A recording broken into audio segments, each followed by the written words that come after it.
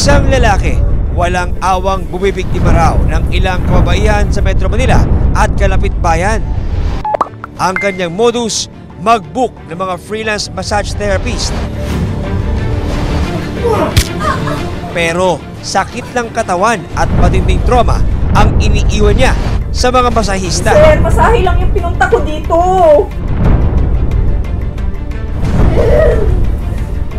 Tama na! Paano matatapos ang paghahasik ng lagim ng suspect?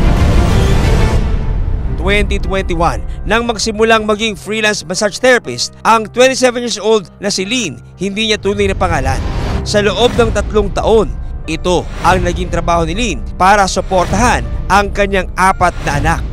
Kumbaga kasi maiipon mo lang naman siya sa isang linggo kasi in 1 week hindi rin naman lagi ka magkakaroon ng kliyente. Ang lang naman po doon is hawak mo yung oras mo. Pero lingid sa kaalaman ni Lynn, ang hanap buhay niya palang ito ang maglalagay sa kanya sa bingit ng kamatayan. Kwento ni Lynn, bandang alas 5 ng hapon ng March 21, 2024, isang kliyente ang nag-book sa kanya ng masahe sa pamamagitan ng social media. Pagka-send niya po ng mga details, tapos yung number niya kung saan siya tatawagan, kasi kailangan na i-confirm ko muna. Maayos mo siya kausap. Nag-text siya na nagpapabili siya ng sigarilyo. Sabi ko sa kanya, sige po.